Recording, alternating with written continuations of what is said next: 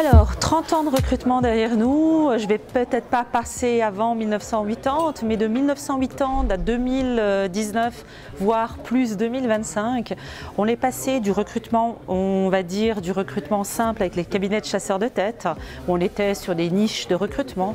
On a évolué après sur des postes avec les cabinets d'agences de placement, cabinets de conseil et cabinets de recrutement, où là on était vraiment sur de la vente pure, du business pur de candidats, où on monétisait en fait nos candidats. Derrière cabinet, il y a conseiller, et derrière conseiller, il y a conseil, il y a commercial et vente. On est ensuite arrivé dans les années 2000 avec les job boards. Donc en Suisse, vous avez JobUp, JobClub, Jobeo, etc. pour ne pas les citer. Où là, effectivement, c'était encore la monétisation de CVTech. Où on posait une annonce et puis derrière, on avait le candidat qui répondait à l'annonce. Donc on se contentait juste de poster une annonce. Ensuite, on est arrivé sur le recrutement 2.0. Donc recrutement 2.0, c'est l'avènement des plateformes digitales comme LinkedIn, par exemple, ou encore d'autres choses comme Snapchat pour recruter les jeunes, comme Instagram et Facebook même. Et puis on arrive tout doucement à du recrutement plus 4.0 où on va être sur du recrutement avec des robots derrière et qui risque effectivement par la suite, ne serait-ce qu'avec les chatbots, de remplacer indirectement le recruteur derrière.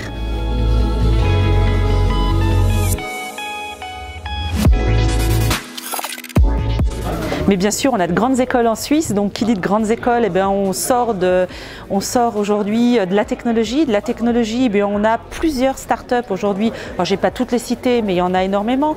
Vous avez par exemple Banana, qui est une jeune pousse qui va faire du recrutement mobile, où le candidat derrière va scroller pour tomber une annonce. Vous avez Nouveau, qui est un agrégateur d'emploi. Ils sont basés à l'EPFL. Vous avez Suibeco, qui est en fait du benefits, où il va apporter du benefits dans les structures. Vous avez également WeJob, qui est une plateforme essentiellement pour les jeunes talents dans le monde de l'IT. Oui, il y en a plusieurs et heureusement que la HR Tech est bien présente en Suisse.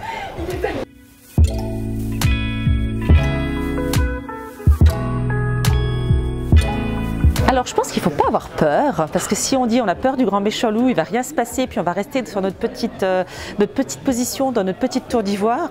Je pense qu'aujourd'hui, ces nouvelles technologies, il va falloir les prendre, il va falloir se les accaparer, il va falloir se former. Il ne faut pas avoir peur de se former à ces nouvelles technologies, il ne faut pas avoir peur de les utiliser dans le business.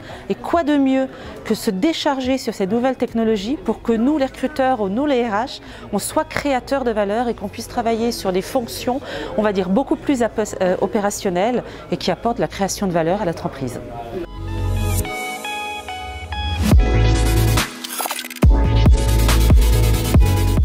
La plus-value, c'est qu'on parle le même langage que les jeunes qui l'utilisent. Aujourd'hui, les jeunes ne vont pas aller écrire un CV papier, ils ne savent plus le faire, ils n'ont pas envie de le faire.